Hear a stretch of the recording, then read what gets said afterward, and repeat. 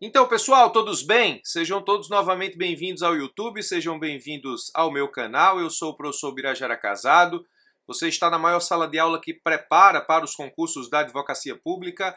No momento em que eu publico esse vídeo, nós somos mais de 47 mil pessoas. O canal é especializado em ministrar conteúdo para as pessoas que querem se preparar para os concursos de procurador, PGM, PGE, Advocacia Geral da União, Procuradoria de Assembleias Legislativas, Procuradorias de Câmaras Municipais, ou seja, toda a atuação do que se pode denominar da atividade profissional do advogado público ou daqueles que representam a fazenda pública em juízo nas suas mais variadas possibilidades.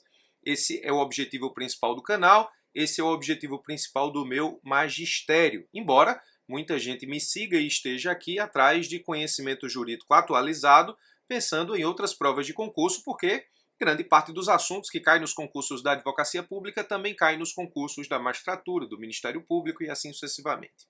Hoje nós vamos revisar a súmula 653 do STJ. Por que revisar? Porque o conhecimento da súmula 653 do STJ não é novo. Aliás, nenhum conhecimento de súmula é novo. Se aquele precedente jurisprudencial ele reiteradamente habita determinada corte a ponto de se transformar em súmula, o conhecimento da súmula não é novo. Então ninguém pode apresentar um conhecimento de súmula a título de novidade. Então, o conhecimento dessa súmula aqui, ou o conhecimento do objeto dessa súmula, está mais a título de revisão do que de novidade. Contudo, eu preciso te dizer e te alertar por o seguinte: numa prova da advocacia pública, segunda fase, se um entendimento jurisprudencial é sumulado e você não coloca que ele é sumulado na sua resposta, pode ser que nesse ponto aí o examinador tire alguns pontos da sua resposta. Porque pode ser que no espelho de correção o examinador ele queira que você aponte que aquele conhecimento ali faz parte de uma súmula do STJ ou de uma súmula do Supremo. Professor, quer dizer que se eu colocar o conhecimento na minha prova e não disser que é uma súmula, eu vou ter ponto, mas não vou ter a totalidade dos pontos? É exatamente isso que eu estou te dizendo. O examinador ele pode sim exigir que você conheça que aquele conhecimento que ele está pedindo enquanto resposta é um conhecimento que faz parte da jurisprudência sumulada do STJ ou do STF. Então, prestar atenção às súmulas, ainda que elas reproduzam pensamentos reiterados dos tribunais superiores, saber que aquele pensamento faz parte de uma jurisprudência sumulada é deveras importante para os concursos da advocacia pública, especialmente em provas de segunda fase, especialmente em provas orais. Então, vamos analisar a súmula 653, é a última súmula publicada pelo STJ no momento em que eu gravo esse vídeo, é a última súmula de 2021 e a última súmula publicada pelo STJ dentro de todos os seus verbetes sumulares. A súmula diz respeito a direito tributário, mais especificamente prescrição tributária e execução fiscal. Então essa súmula tem tudo aqui para ser cobrado nos concursos da advocacia pública, especialmente no concurso da advocacia pública federal para o cargo de procurador da Fazenda Nacional ou para as PGEs, PGMs que trabalham efetivamente com direito tributário e com execução fiscal. Prescrição tributária e execução fiscal seriam os títulos mais importantes dessa súmula. A disciplina mais importante da súmula é direito tributário e o tema é importante para a advocacia pública porque trata de prescrição tributária. Antes de tudo, antes de tratarmos do texto da súmula, eu preciso revisar contigo o que diz o artigo 174 do Código Tributário Nacional. Esse artigo 174 é de estudo obrigatório para todos aqueles que querem fazer prova de procurador. O artigo 174 diz assim, ó: a ação para a cobrança de crédito tributário prescreve em 5 anos. A ação para a cobrança de crédito tributário prescreve em 5 anos. Está aqui a prescrição da ação para a cobrança de crédito tributário por parte da Fazenda, contados da data da sua constituição definitiva, da constituição do crédito tributário. Até aqui tudo bem, simples, a gente aprende isso aqui na faculdade. Parágrafo único. A prescrição se interrompe, interrupção de prescrição, é quando você interrompe o prazo prescricional e ele começa a voltar do início.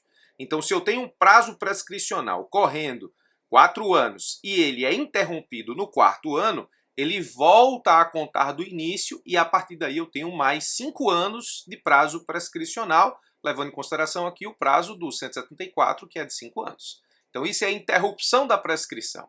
Parágrafo único. A prescrição se interrompe, inciso 1, pelo despacho do juiz que ordenar a citação e execução fiscal. Inciso 2, pelo protesto judicial. Inciso 3, por qualquer ato judicial que constitui moro devedor. Inciso 4, e aqui eu peço que você preste bastante atenção no inciso 4, porque ele é o objetivo principal da súmula que nós estamos estudando.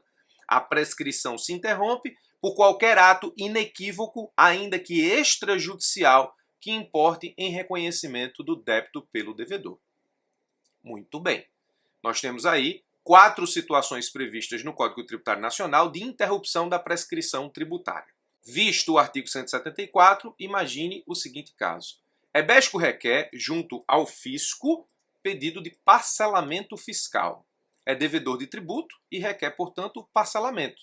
A Fazenda, ela recebe o pedido de parcelamento de Ebesco, mas indefere o pedido. Ou seja, o pedido de parcelamento de Ebesco foi indeferido pelo fisco. Ebesco não paga o tributo. Quando pediu parcelamento, o débito de Ebesco estava constituído há 4 anos. Portanto, a Fazenda ainda tinha 1 ano de prazo prescricional para cobrar. Quanto tempo ainda tem a Fazenda para cobrar o crédito que tem junto ao Ebesco a fim de evitar a prescrição? Isso poderia ser um questionamento de segunda fase. Eu te adianto que a súmula 653 é uma súmula fácil, até porque o precedente que origina essa súmula remonta a 2011. Nós estamos em 2022, é muito tempo o STJ julgando e decidindo a mesma coisa. Então, nós estamos aqui a título de revisão. Certamente você já conhece o conteúdo da súmula e certamente você já estudou isso em algum momento nos seus estudos de direito tributário para os concursos da advocacia pública. Mas eu preciso te dizer que a resposta a esse questionamento passa pela seguinte análise, presta atenção. O tempo que eu tenho aqui de constituição do crédito tributário, 4 anos. O ato de Ebesco, pedido de parcelamento. O pedido de parcelamento foi indeferido. O artigo 174, inciso 4 do CTN, nesse caso, diz o quê? Que há interrupção da prescrição quando, por qualquer ato inequívoco, ainda que extrajudicial, que importe em reconhecimento do débito pelo devedor. Então, nesse caso, resta saber se o pedido de parcelamento fiscal aqui de Ebesco, ainda que indeferido, se ele interrompe o prazo prescricional para a Fazenda cobrar o seu crédito tributário. Esse é o motivo específico da utilização do artigo 174, inciso 4 do CTN. Para quem defendia que não interrompe a prescrição, sobraria 1 ano para a Fazenda Pública cobrar o crédito. Então, quanto tempo tem a Fazenda ainda para cobrar o crédito que tem junto ao Ebesco a fim de evitar a prescrição? Para quem defendia que esse pedido de parcelamento fiscal indeferido não interrompe a prescrição, a Fazenda teria 1 ano ainda para cobrar.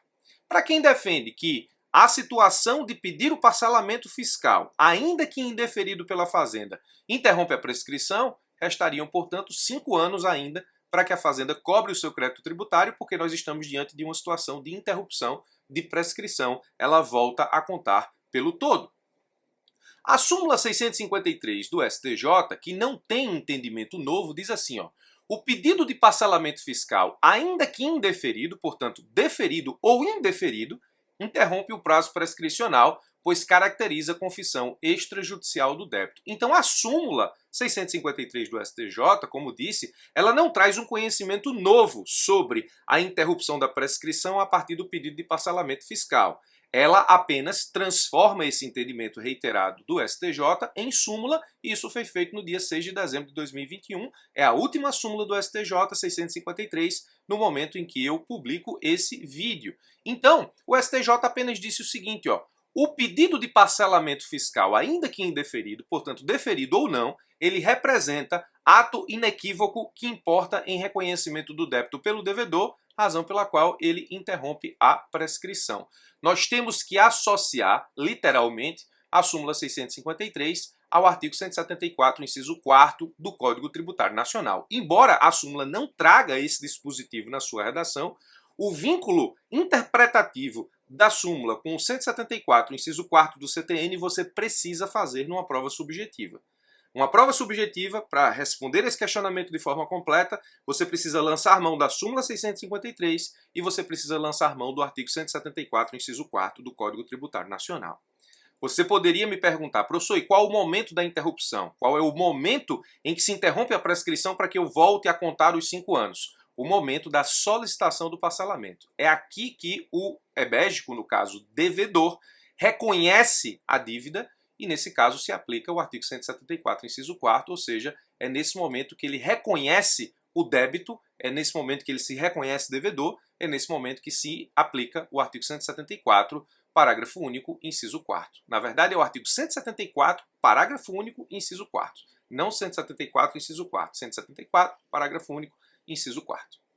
Então, anote aí direitinho no seu material. O precedente mais antigo que nós temos em relação a esse julgado do STJ, que gerou o entendimento da súmula, remonta a 2011, como expliquei para os senhores e senhoras agora há pouco.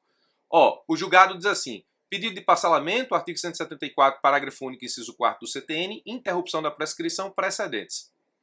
O que o STJ já dizia em 2011. A prescrição interrompe-se por qualquer ato judicial ou extrajudicial que constitui em modo devedor, como, por exemplo, o preenchimento de termo de confissão de dívida para fins de parcelamento de débito, que nos termos do artigo 174, parágrafo único do CTN, recomeça a fluir por inteiro. Aqui é um julgado que remete à súmula 653 que nós estamos estudando, porque aqui, nesse caso, para fazer o parcelamento, o pedido de parcelamento fiscal, no preenchimento do pedido de parcelamento, o devedor se reconhecia efetivamente devedor e, portanto, reconhecia a dívida junto ao fisco, razão pela qual nós tínhamos a interrupção da prescrição nos termos do artigo 174, parágrafo único. Esse é o precedente que origina a súmula mais antigo que nós temos no STJ, portanto, remontando aí a 2011.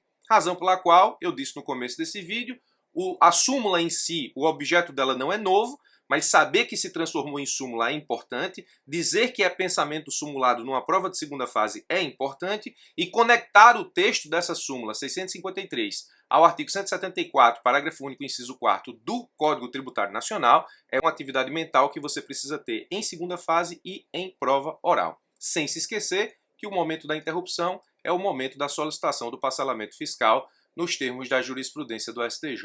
O que estava em vermelho aqui é o que defendia as pessoas que entendiam que o parcelamento fiscal não interrompia a prescrição. O que está em verde é o que defende as pessoas que dizem que o pedido de parcelamento fiscal interrompe a prescrição, e essa tese acabou virando súmula nos termos da jurisprudência do STJ. Então, quanto tempo ainda tem a Fazenda para cobrar o crédito que tem junto ao ebéstico a fim de evitar a prescrição? A resposta aqui é muito simples: a Fazenda teria mais 5 anos, justamente porque houve uma interrupção da prescrição e ela volta a fluir pelo todo. Então, no momento em que o ebéstico fez o pedido de parcelamento fiscal, ainda que indeferido, interrompe-se a prescrição do crédito tributário e essa prescrição volta a contar pelo todo, razão pela qual, a partir do parcelamento, a Fazenda tem mais 5 anos para cobrar o seu crédito junto à ebéstico, o seu crédito tributário junto à ebéstico. Como disse, súmula não é uma súmula difícil, é uma súmula fácil, mas você precisa aí saber explicar o seu contexto, vinculá-la ao artigo 174, parágrafo único, inciso 4º, para apresentar respostas completas na segunda fase e na prova oral dos concursos da advocacia pública. Muito obrigado pela sua atenção, espero ter te ajudado com mais essa. Forte abraço e até os nossos próximos encontros.